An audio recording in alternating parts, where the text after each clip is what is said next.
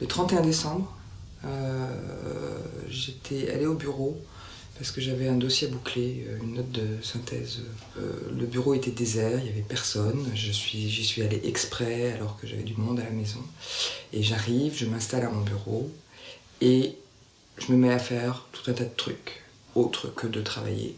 Et au bout d'une heure, j'ai trouvé ça quand même très bête d'être là, à perdre mon temps, alors que j'avais un dossier à boucler et à rendre le soir même.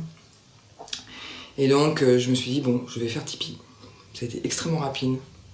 Je sais pas, peut-être en 30 secondes, c'était réglé. Et puis, j'ai rouvert les yeux, je me suis remise à mon ordinateur, et puis j'ai travaillé non-stop jusqu'à 18h. J'ai bouclé ce que j'arrivais pas à boucler.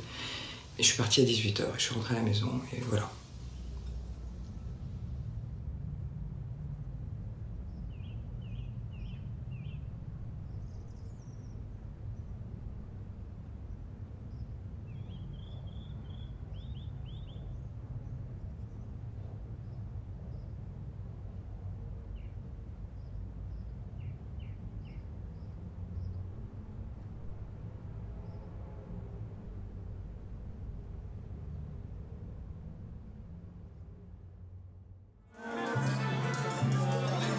Je suis dans un studio avec 40 musiciens d'un gros big band, on enregistre un disque. Je dois faire une introduction de batterie qui doit lancer le big band. C'est une forme de responsabilité. Je démarre mon introduction, je me trompe. Je me dis, oh, c'est pas grave, on refait, on reprend. Je redémarre mon introduction à la batterie, je me retrompe. Et la troisième fois, quand j'ai enregistré, et là ça a été la catastrophe en fait. À l'intérieur de moi, là, je me suis senti pétrifié. Là, j'ai posé les baguettes sur ma caisse claire, sur mon instrument, et j'ai été complètement désarçonné. Les mains moites, une boule dans l'estomac, poids sur la poitrine, la gorge. J'arrivais plus à sortir un mot. Il faut que j'utilise Tipeee pour me sortir de là parce que là, il y a 40 musiciens autour de moi, c'est silence. Et le chef d'orchestre m'a regardé en me disant « Ça va aller, Patrice ?» Et donc, j'ai fermé les yeux et j'ai laissé évoluer les sensations à l'intérieur de mon corps. Alors là, elles étaient là, bien présentes. Et c'est monté. Tout ça s'est passé en 8 à 10 secondes maximum. Au bord de l'étouffement, je me suis dit, je vais tomber en syncope, mais j'ai laissé évoluer. Et puis en fait, doucement, c'est redescendu, il y a eu un décrescendo notoire. C'est redescendu, je me suis senti apaisé, mais comme par magie. J'ai ouvert les yeux et j'ai dit on y va. Et le chef d'orchestre m'a dit t'es prêt, t'es sûr? J'ai dit on y va. 3, 4. Et voilà. Donc j'ai toujours, depuis toute petite, souffert du vertige. Donc j'ai été dans l'évitement dans ma vie pour ne jamais me retrouver en situation de vertige. C'est-à-dire que d'une façon instinctive, je calculais tout ce que je devais faire pour ne pas me retrouver en hauteur. Les voyages, je les détaillais à fond pour ne pas me retrouver dans des ponts suspendus. Enfin, c'était l'évitement total. J'avais repéré que j'avais du mal à gérer des situations où il y a des personnes qui sont un peu agressives parce que je travaille au contact d'un public et dès que quelqu'un haussait le ton ou devenait revendicatif j'étais rapidement impressionnée, je perdais mes moyens. Du coup, je n'avais plus de réponse à leur donner, je n'entendais plus rien, je n'entendais plus ce qu'ils disaient, la communication était coupée. J'ai utilisé Tipeee dans une situation un peu difficile au travail, où j'étais dans une réunion où je sentais qu'il y avait des choses, des échanges qui devenaient un petit peu difficiles, un peu tendus. Et donc moi je sentais que j'avais la colère qui montait et je me suis dit si je prends la parole, je sais comment je suis plutôt une impulsive, ça va partir, voilà. Mais il faut d'abord que l'émotion soit pas trop chaude, que ce soit pas complètement en crise parce que à ce moment-là on n'y arrive pas. Il faut que je sois dans un endroit suffisamment sécure, c'est-à-dire où ce qui provoque l'émotion négative ne me soit pas rappelé en permanence.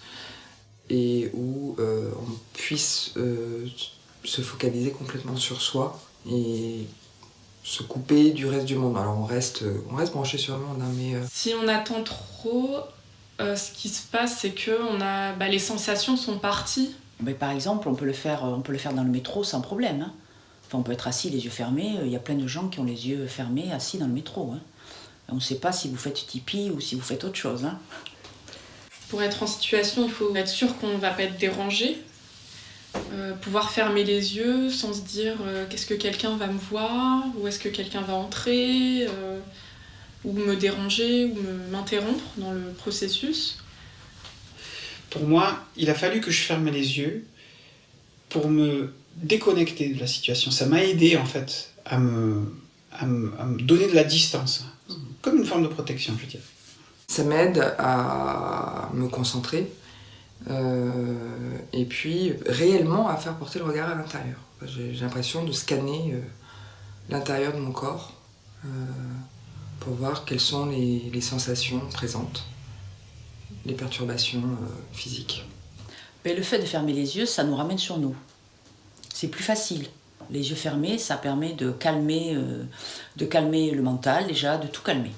Des fois, c'est pas facile parce que on n'a pas envie de lâcher la scène ou la situation qui nous a gênés, mais il faut l'accepter. Il faut d'abord accepter qu'on va travailler dessus. Si on l'accepte pas, ça marchera pas. Mais il faut pas être dans la réflexion en fait. Si on garde les yeux ouverts, en regardant un objet ou une image, qui en amène une autre, puis une autre idée. Donc on se laisse emporter et puis on n'est plus dans les sensations, on est dans la réflexion.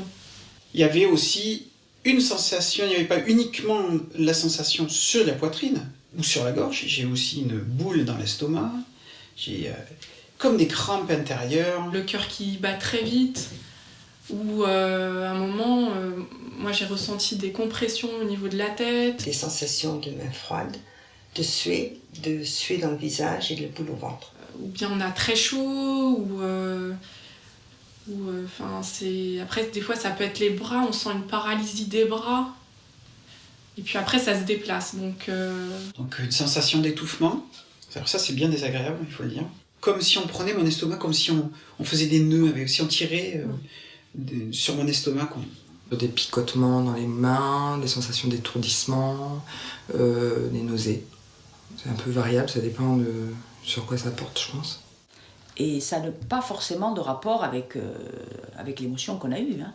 C'est notre corps qui traduit, je dirais, qui traduit son ressenti à lui par rapport à l'émotion que nous, on a ressentie. Donc dans un certain endroit de notre corps, il va se passer quelque chose. On va avoir mal, ça va piquer, ça va chauffer, on va avoir froid, peu importe. Plein de choses. Faut pas réfléchir, il n'y a pas d'a priori à avoir. Faut pas essayer surtout d'interpréter ou d'essayer de comprendre pourquoi c'est à tel endroit du corps qu'il se passe quelque chose, que j'ai ce ressenti. C'est pas intéressant. Ce qui est intéressant, c'est justement de laisser ce ressenti aller jusqu'au bout. Et à un moment, il va lâcher. Alors une fois qu'on a repéré les sensations physiques, justement on ne fait rien. On attend, ça se fait tout seul. Ça se fait tout seul, c'est ça qui est absolument magique dans Tipeee, c'est que ça se fait tout seul, on n'a rien à faire. La sensation qui est désagréable, l'émotion qu'on a eue qui nous a provoqué cette sensation, ça va passer tout seul. Ça va lâcher, à un moment ça va lâcher. C'est naturel, on fait rien, on fait juste qu'observer et ressentir, donc il n'y a aucun travail à faire.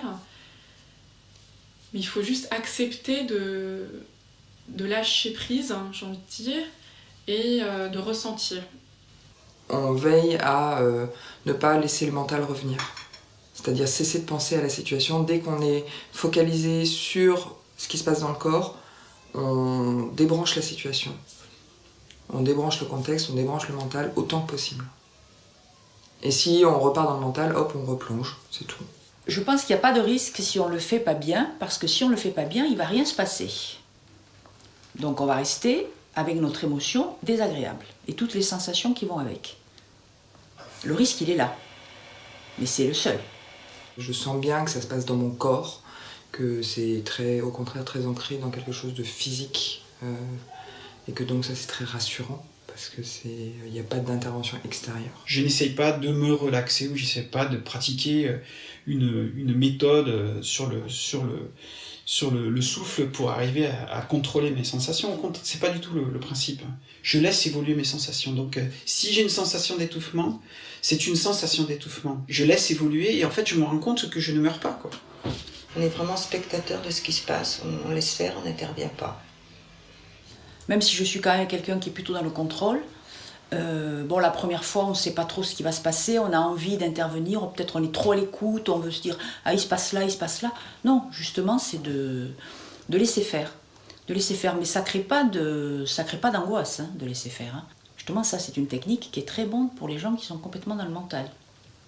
Parce que justement, le mental, là, pour le coup, on ne s'en occupe pas du tout. Il faut le laisser au repos. Il faut vraiment revenir sur son corps. Au début, ça fait un peu peur, parce que c'est vraiment très désagréable, parfois. Et puis, on n'a pas l'habitude, quand on ressent ce genre de sensation, on a l'habitude de se précipiter pour faire quelque chose pour que ça s'arrête. Là, au contraire, il faut le laisser vivre. Et c'est ça qui est difficile à faire, c'est de ne pas fuir la sensation désagréable et de la laisser se développer. En général, elle se développe en grossissant, donc ça devient de plus en plus désagréable. Mais en l'ayant fait un certain nombre de fois, on sait que ça va passer très rapidement, donc c'est quand même supportable. Ça prend combien de temps de faire Tipeee ? Je sais pas, entre 30 secondes et 1 minute et demie. Moi, c'est, je dirais, entre 1 minute et demie et 2 minutes. Moi, ça s'est sorti toujours très vite. Très très vite, 30 secondes peut-être. Tout ça s'est passé en 8 secondes. Hein. Donc c'est allé très très vite. Et après, ce qu'on fait, après on ouvre les yeux et puis on n'a plus de sensations, on est bien. Les sensations désagréables sont parties. Imaginez une corde qui est très tendue et puis qui tout à coup se détend. Sur des perturbations émotionnelles très fortes, c'est très dérangeant. De se dire, il y a 2 minutes, j'étais en crise totale et là, c'est calme. Et on se sent différent du moment dans lequel on était juste avant. On se sent plus détendu et puis on va beaucoup plus clair en fait. Je suis retournée sur mon pont, je me suis penchée, repenchée, plus rien. Donc je me suis dit, peut-être que ça... J'étais sceptique sur la méthode. J'ai dit, peut-être que ça marchait, on verra plus tard. Une fois que je me sens apaisée, et je sens que mon corps s'est apaisé, je rouvre les yeux et je continue ma vie en fait. Je continue ce que j'étais en train de faire ou pas. Voilà. Alors après l'apaisement, on est vraiment bien. Voilà. On est comme avant que l'émotion arrive. Voilà, il y a un moment, il y a quelque chose qui s'est détaché, qui est définitivement parti et qui s'est évaporé. On sent qu'il s'est passé quelque chose et on sent que c'est parti. Quelquefois, il reste encore des sensations, donc il faut refermer les yeux une deuxième fois et revoir s'il reste encore des sensations gênantes. Mais ça se fait au même moment, quoi. Grâce à Tipeee, il ne s'est pas reproduit ce type de séance parce que je ne les vis pas pareil. Donc il n'y a pas de déclenchement. Moi, j'ai pratiqué plusieurs fois par jour. Je me rends compte que j'utilise de moins en moins Tipeee parce que je suis de moins en moins en gêne. On est complètement autonome dans la résolution de nos problèmes finalement. On n'a besoin de personne et on n'a besoin de rien. Ça m'a permis de gérer moi-même des situations émotionnelles à répétition qui me posaient problème et que je projetais sur l'autre, parce que c'est ce qu'on fait. Et que ça a été d'une efficacité. Des années de thérapie ne font pas ça. Il y a peut-être un côté magique un petit peu. Parce que justement, on fait rien.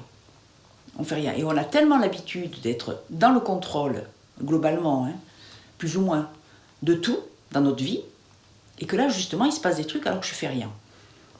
Donc, mais moi, j'ai envie de dire aux gens, allez-y. Mais allez-y, essayez-le. De toute façon, qu'est-ce que vous risquez ? C'est que ça marche. Voilà, donc allez-y. Et vous ne posez pas de questions, surtout.